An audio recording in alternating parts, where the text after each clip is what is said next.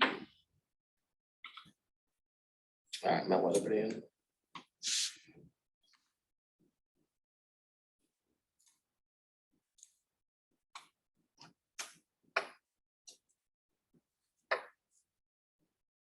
Hello and welcome. My name is Rick Potter. I'm the Donor Relations Manager for the Intermountain Division. And with me today is Kristen Balliet. And we are going to be discussing the Lambuth Family Center today. We will also hear later from Hannah Yaretz, our Capital Campaign Director. Most importantly, we want to just say thank you to all of you for joining us. Because we have you, it turns today into a special day. We are so grateful for your continued faithful support of the Salvation Army. We can only run programs like the Lambuth Family Center because of donors like you. So again, I do say thank you. And now I'd like for you all to meet Kristen. Good afternoon, Kristen. Good afternoon. Would you mind sharing how long you've worked for the Salvation Army and how many programs are under your direction? Yeah, so I have worked for the Salvation Army for a little over 7 years now. And I am the Denver Metro Social Services Director. So all of our institutions, homeless services, recovery programs are under me. Currently, we have 7 program areas that I oversee, including shelters, recovery, culinary, employment, all sorts of wonderful things. That's fantastic. So the purpose of today's call is to talk about the Lambuth Family Center. Can you please share with us what is the Lambuth Family Center and what programs are offered to its residents? So the Lambuth Family Center is our family shelter. It's an emergency shelter designed to serve families who are experiencing literal homelessness. And so when families don't have a safe place to go, they are able to come to Lambuth. We serve 20 families at a time.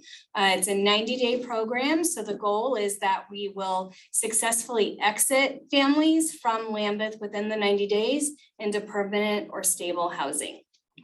That's fantastic. At this point, I'd like to let everybody know that we will have time for Q&A at the end of the call. And so please feel free to send us a question. If you, throughout this webinar, have Kristen says something that you would like to follow up on, please send us a question in the chat. Can I talk about the programs? I forgot to talk about that. Or did you ask me already? Yeah, it's okay. So programs, this is not, it's more like the key services that Lambuth provides. So Lambuth, it's all about housing and getting people out of their state of unhoused or homelessness and into housing. And because when people are housed, that's when they're truly able to stabilize and engage in their communities. It reduces trauma, and it means that people are able to actually contribute in positive ways to society and have healthy families. So a key thing that we have is our housing focused case management. So we bring people in, we meet families where they're at. We don't set specific goals for them. They set the goals for themselves as far as what that's going to look like and what case management will be. Because it could be that the parents already have jobs. And so it's not employment that's the problem. It might be some other things. Maybe there's some evictions on their records that we need to take care of. Or maybe they've lost all of their documents and when they got evicted from their house or apartment, and they don't have those things. And you have to have key documents in order to be able to get into housing. We have some folks who are justice involved, so we work on various types of resolution for those households and work on special housing plans for those households because mainstream housing resources may not be available. We also work at getting folks attached to our coordinated entry system, which is a system that is a part of our entire community here in Denver. In fact, the whole United States has different coordinated entry systems based on geography. And so what happens is our staff does an assessment on those folks, and we put them into and register them into that one home coordinated entry system. And then based on their vulnerability, they could be matched with a housing resource that exists in our community. Sometimes it can take days, sometimes it might take many months before they're matched. Sometimes they may never be matched at all. So we don't count on that as being our only solution. We just count on it as being one of our possible solutions. So our team is working on, okay, how can we get you to stay here for a short amount of time as possible? What do we need to do to get you out of here and be successful? And so for every family, it looks very different.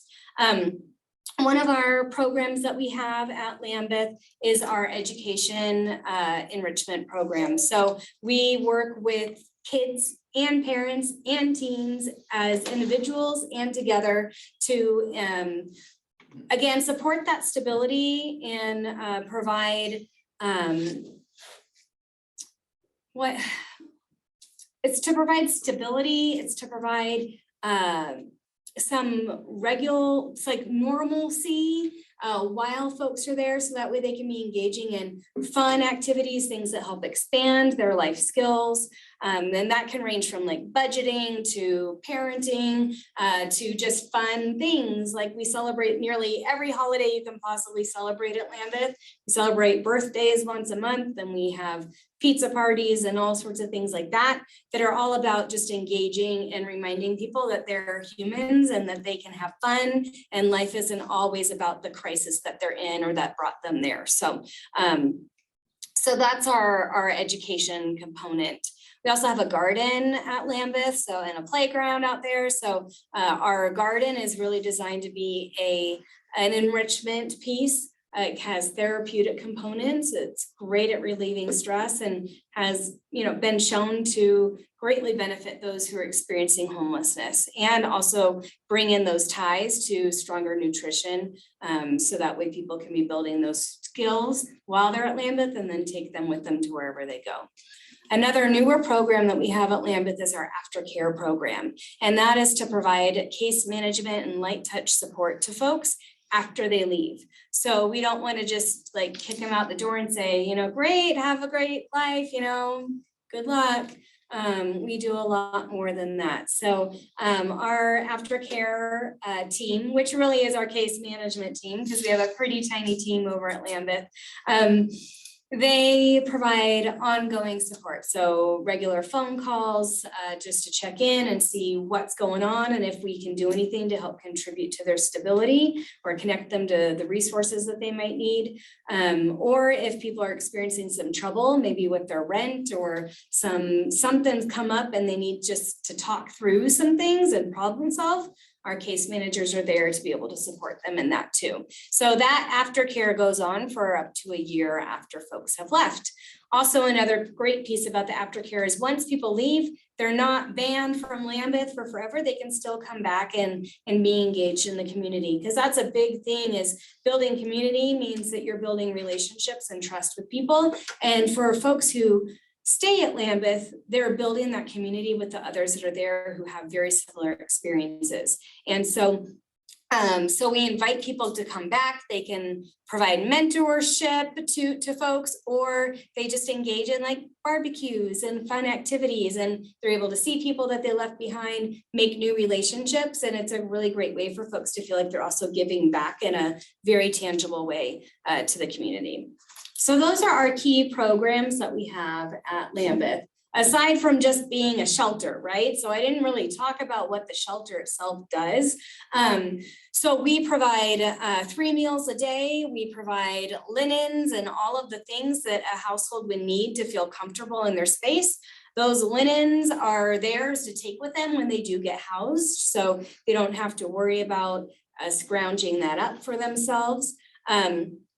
And so our food is provided through our central kitchen, and then people also can prepare their own meals themselves. We don't have a full kitchen for them to use, but they do very creative things to be able to provide some home cooking too, for those that really are craving that Our goal is to be as low barrier as possible and as trauma informed as possible. So by low barrier means that we don't want to have all sorts of reasons why people wouldn't want to enter our program. We want to make it as warm and as welcoming as we possibly can. And then by being trauma informed, it means that we just recognize that the folks that we work with have experienced layers upon layers and upon layers of trauma.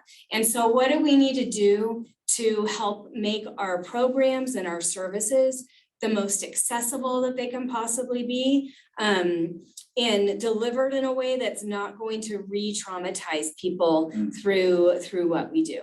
Yeah, that's great. It's really about meeting people where they are when they walk in the door. Absolutely. That's excellent. I want to talk about people coming in the door real quickly. People who come to Lambuth, each one of them have their own unique story.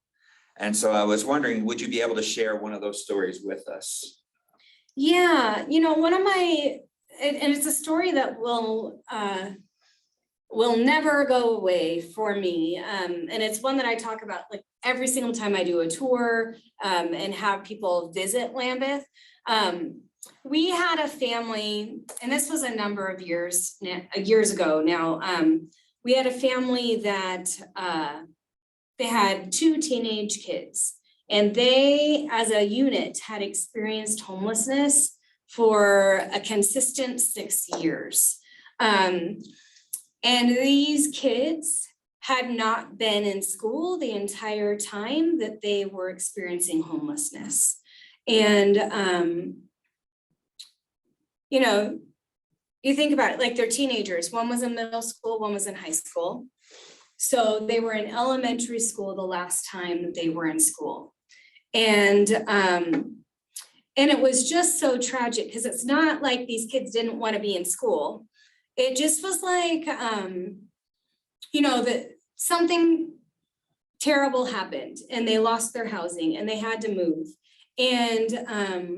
And their parents wanted them to be stabilized before they tried to re-engage. And they actually ended up moving and moving and moving and moving. And it became impossible for them to re-enroll their kids in school. And then it kind of became about fear, right? So re-engaging the school districts and how those schools would treat the parents, like, why haven't your kids been in school for all this time? Or, and the kids themselves, like the fear of that re-engagement of they are no longer at the same level as their peers. And so our education activity enrichment coordinator, that was her number 1 priority, right? Was to get these kids in school. And so we outfitted them with backpacks, on their first day, but even before their first day started, our education person went with the parents and took them to all get enrolled in school and to kind of figure out what some initial plans would be. And it was one of the hardest experiences that our coordinator had ever had. One of the school districts, because one was in high school and one was in middle school, one of the schools was great and one of the schools was pretty cruel to the mom. And so our education person was able to advocate and educate about the situation that the family was in, and create a space for empathy and understanding for that household. And so by the time the family left, the kids had been enrolled in school, they had been going to school, they were loving it and terrified of it too. It was a really hard transition for both of them. But our coordinator, what didn't just get them in school, but also helped to ensure that they had all of the supports they needed to be able to succeed for both the parents and the kids. And we know that changed the course of both of those kids' lives and gave them hope to be able, and to the knowledge that they could do it, even though it was really hard. But I will never forget seeing them with their backpacks. I was at Lambuth one day when they came back from school, and it was just one of the best experiences that you could ever have as a bystander and watching the kids and their joy and being able to talk about their day at school. So that's a story. Love it. Totally not related to homelessness if you were thinking in terms of a shelter, but it does talk about a key piece of what our shelter does, And right? specifically family homelessness. Yep. And the challenges that it can present. Mhm. I love that you used the word advocate earlier. Mhm. It's so important to be an advocate for people who cannot advocate for themselves Yeah. in certain situations. That's excellent. I appreciate that. Thank you. My next question has to do with homelessness in the city of Denver. It's becoming an ever-growing concern. I know you're aware of this. Can you speak specific to Denver? Like, what challenges do people face in the unhoused population?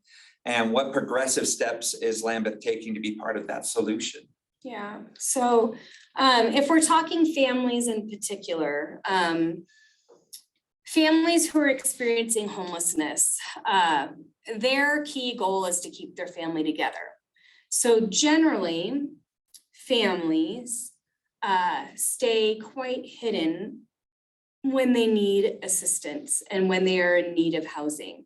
So generally that first resort is to go from apartment or house or whatever living situation they were in to paying for a hotel.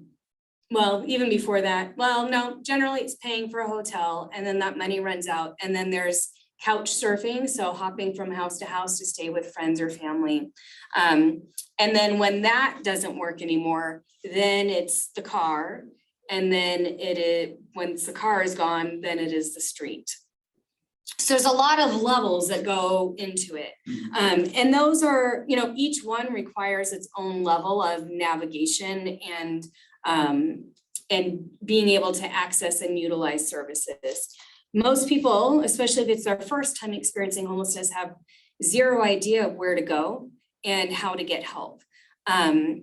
It's a tremendous problem. So some families are able to access services through their schools. And if they tell their teacher that they're experiencing homelessness, their teacher will then refer them to a liaison that is designed to support people who are experiencing homelessness. But the thing is, there's only, depending on the school district, they could have 1 or 2 liaisons for thousands of families.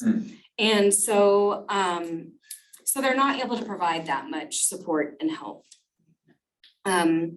We are in the process of, we have now opened up we have a call center that serves as the access point for all of Denver Metro for accessing family shelter. And so we have one number that people can call and get into shelter, provided there's availability. And that is a newer system, and that's something that all of the agencies we're educating everybody about, and the city is doing a lot of education, and that hopefully that will help reduce some of that, the overwhelm that comes with trying to navigate a really complex situation and trying to, when people show up at shelter, even last year, they would literally have to go from shelter to shelter to shelter and get on wait list or get into a lottery or different things like that in order to access it. And so, now thankfully we're reducing some of that trauma that's associated with all those pieces. Another big problem as far as folks or challenges that people face, we've already talked about education as far as the kids go.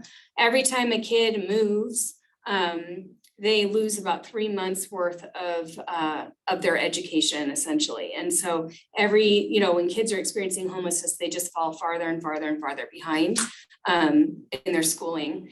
And essentially it can set back whole generations when you're talking about families who are experiencing homelessness. Let's see here. Another big issue that we have is just the availability of shelter beds for families. So there's not enough available for families who are literally homeless or who are in that process of couch surfing or self-paying at a motel. Because if they're paying at a motel, they're just draining their bank account like that, right?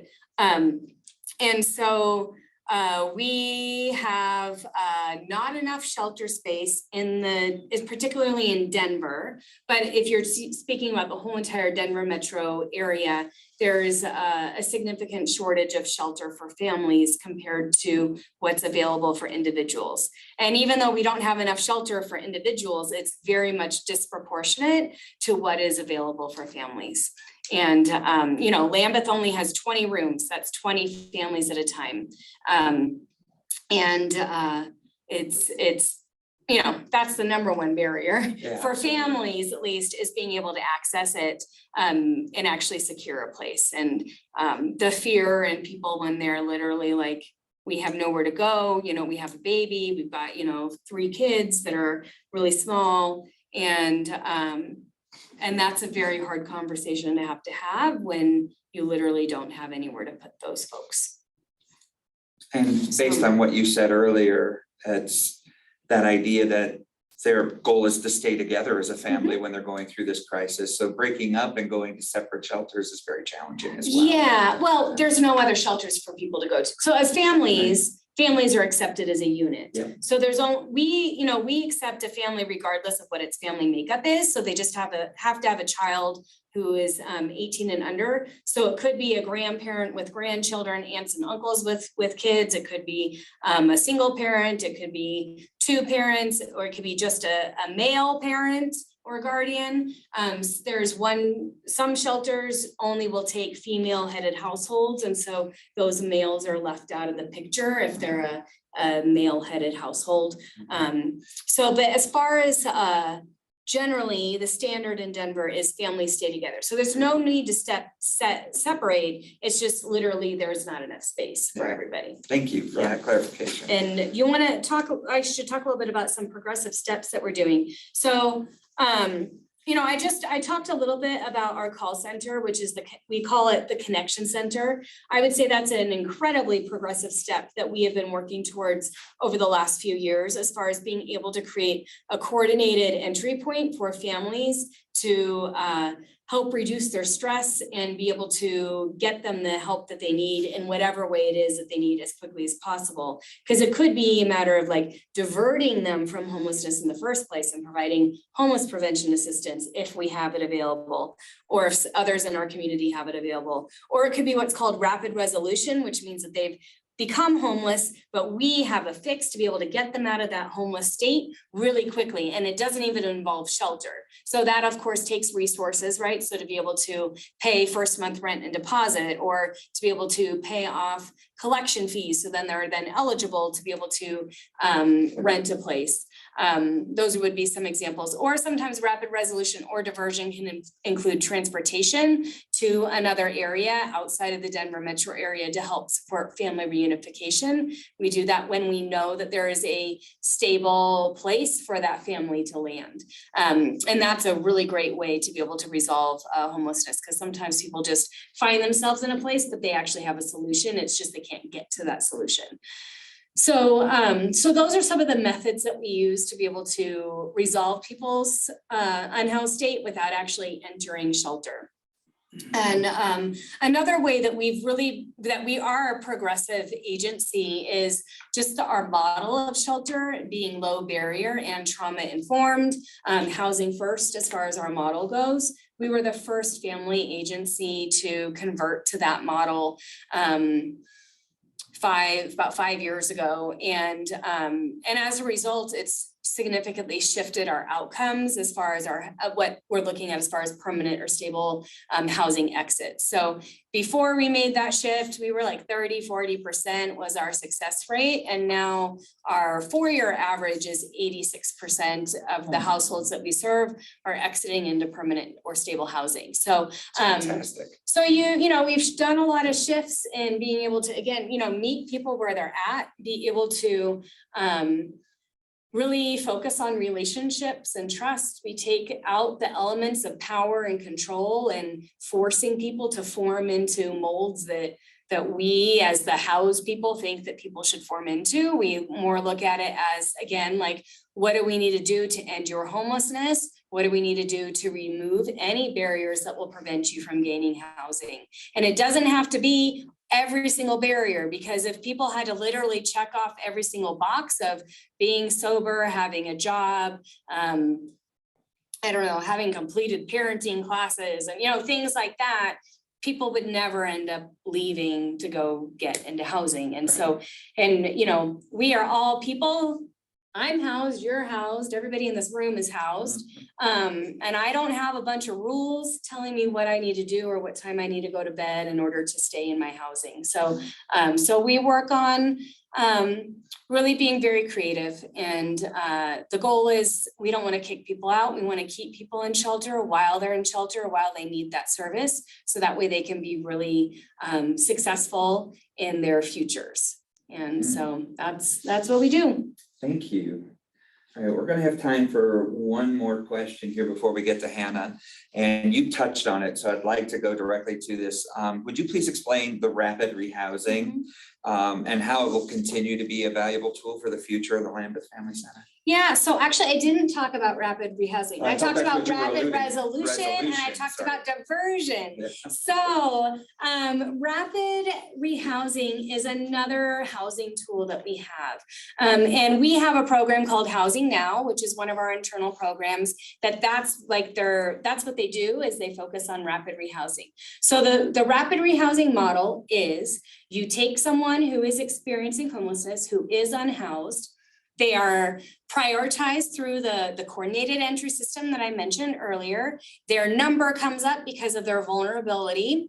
And as a result, they're then matched to a housing resource. Housing Now works primarily with families that are matched in that system. And so when they're matched through Housing Now, they're then matched with a housing navigator and another case manager. This case manager will then stay with them for up to 2 years after they've been housed. And we provide, again, all of those pieces to remove additional barriers to housing. And our goal is to get people into housing as quickly as possible. I was just looking over numbers with our coordinated entry organization called Metro Denver Homeless Initiative. And Lambuth had, from when people were matched to that resource, from Lambuth, they were housed within about 40 days of match to actual being moved into a housing placement. That's pretty quick for our system. Our system doesn't work as quickly as we'd like it to. So we're always pushing the envelope and trying to get people housed as quickly as we possibly can. So when someone is matched with that household, they begin a housing search. We have our housing navigator out there working and we have a whole team of landlords that we work with who are a bit more educated and understand the situations of our clients. And when we work with landlords, once we place someone, it's not like, again, we don't just place them there and be like, good luck.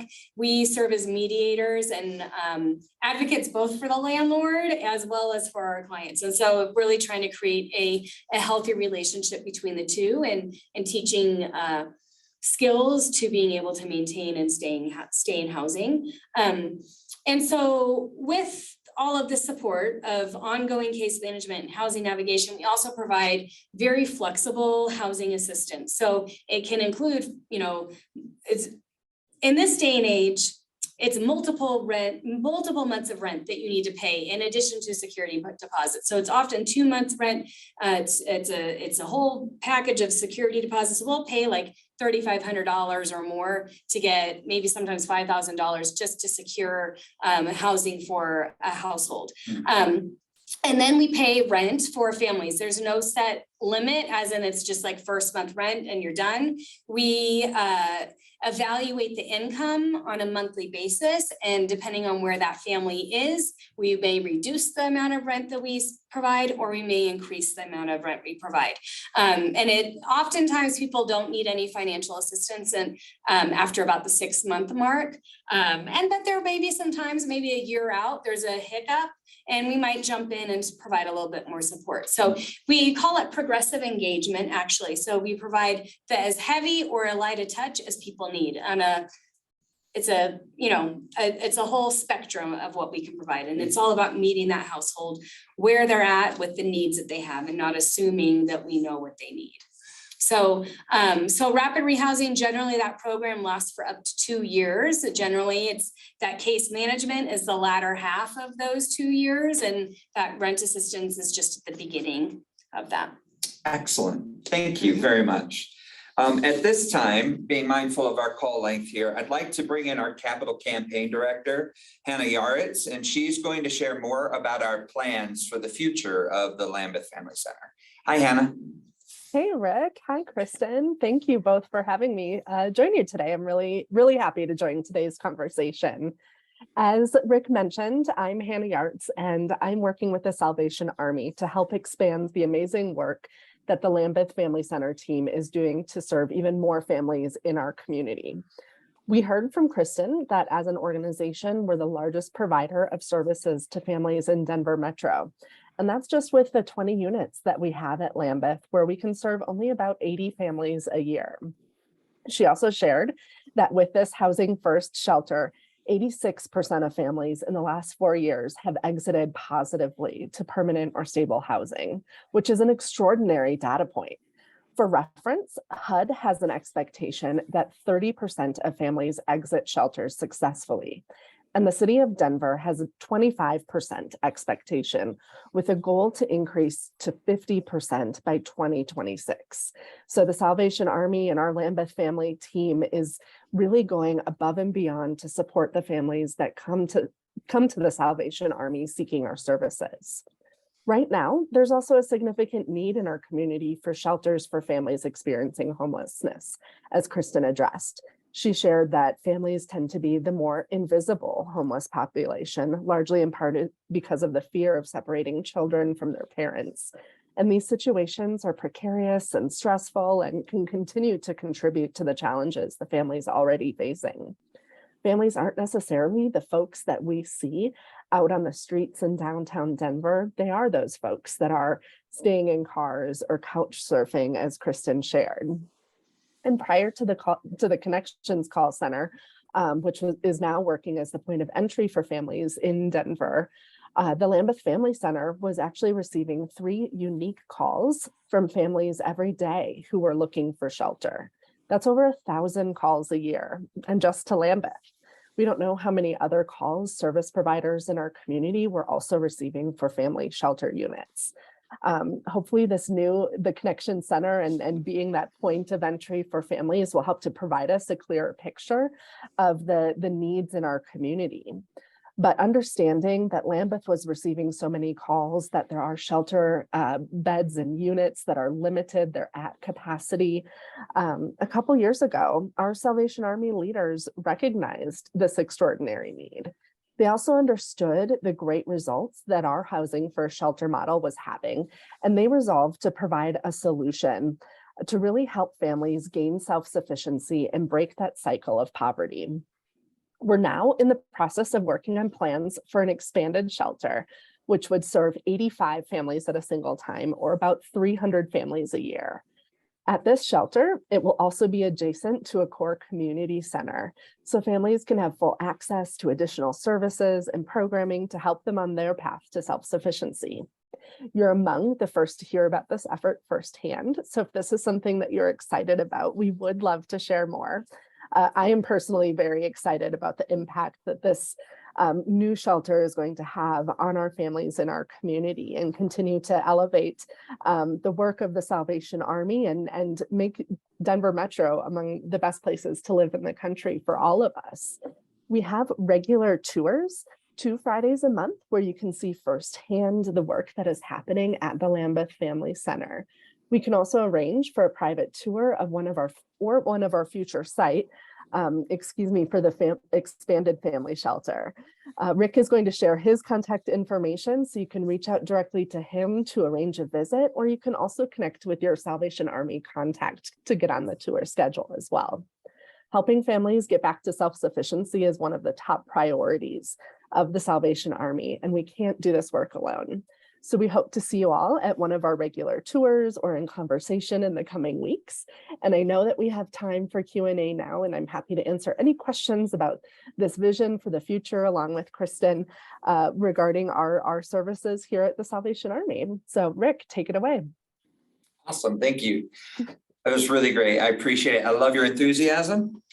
And we do have a couple of follow-up questions that we'd like to ask at this time. So I guess I can ask either one of you to chime in on this one. In what other ways are we engaging with the city of Denver to combat the homeless crisis we're currently facing? So as I mentioned, we have some other shelters in our community. One of our bigger newer initiatives is our non-congregate shelter model. So that is through utilizing hotels and using that hotel like a shelter, but where people have individual rooms. Or we also have what we call safe outdoor spaces, which is kind of like a tiny home village model, where again, it's the same thing for us, at least as far as the way that we operate it like it's a shelter, low barrier, trauma informed, housing first models, but they're in their own individual units. And so those are two ways that we've been really able to be really creative and responsive in partnership with our local governments to be able to do that. My guess is we'll have some more in our future that we'll be adding to our portfolio. Another big way that we've also done some work is just overall through the COVID crisis response. As the Salvation Army, we opened up 8 hotels that were specifically in response to the COVID pandemic for those who were experiencing homelessness. And so this was an effort to decongregate shelters as well as to get people off the streets and into safe environments. And so one hotel was designed for people who were experiencing homelessness, who have tested positive for COVID, who needed a safe place to isolate. The other hotels are for folks who are considered very at risk of severe complications if they were to contract COVID. And so we were very successful overall in our community about being able to reduce or eliminate the threat of COVID among those that you're serving. So those are some of the things that we're doing. Also, we participate in the massive housing surges that the city of Denver sponsors and provides us funding to be able to achieve. So they provide us rapid rehousing dollars that we're able to utilize both through Crossroads, through Lambuth, and some of our other programs in the community to house a massive number of people in a short amount of time. So excellent. Yeah. Thank you. And one last question. In the annual report, there was an article about the Bezos Day One Families Fund. Can we speak more about that, please? I can speak about it unless you want to, Hannah. I'll start and then you jump go. in, Kristen. So the Bezos Day One Families Fund is a special opportunity for nonprofits across the country who have been identified by a group of housing experts. There's a panel of housing advisors that serve the foundation, the Bezos Foundation, in identifying leaders within the country who have been doing really extraordinary work. And they invited the Salvation Army. They reached out to Kristen to apply for this funding opportunity. And it's because of the extraordinary success that our Lambuth Family Shelter has had and our Housing Now and the Connection Center that we were awarded this grant. So the success of our programs plus our vision for really expanding our efforts to impact families were awarded. And so we were really honored and blessed to have had that opportunity to apply and to receive the funds. And Kristen, I'll let you share anything else about that grant too. It was a shock to receive it. So, and I will tell you what Hannah left out is I thought that the invitation to apply was spam. And so I did not believe that it was anything true. And thankfully it wasn't that. And it was $5 million that is going to our new project. So part of it is going to the build of the new family shelter, and then part of it will go to the initial operations of the family shelter. So that would be the staffing and outfitting of that program. So it's really exciting to have that seed money and to help get this project going, because we really should have built this place 10 years ago. So I'm just so glad it's in process now and that we're going to have a really Well, it'll be the biggest family shelter in our community, and I would say it'll be the best family shelter in our community. Any family experiencing homelessness is gonna want to get services from us. So it's pretty exciting.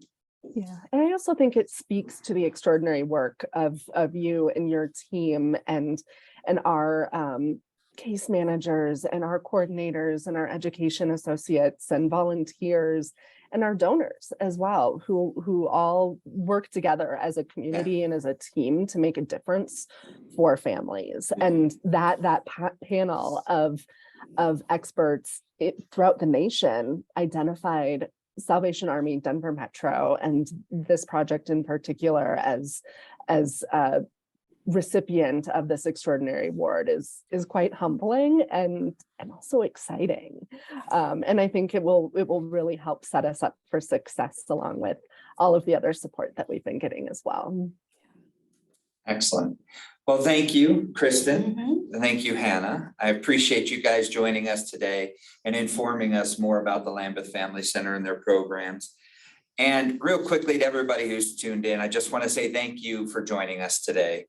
Because of donors like you, we're able to continue to do the most good, especially for families who are in the deepest of need in the Denver metro area. We would love to follow up with you, so you can expect a call from someone over the next couple of days. If you would like to contact us, you may call me on my office line, 303-863-2193, or you could simply respond to the email that you received with the invitation today. That's my email address. And I would be happy to talk with you about today's webinar and get more information for you. Thank you for tuning in today. We're excited for the future of the Lambuth Family Center. God bless you all and enjoy the rest of your day. Thank you. Bye.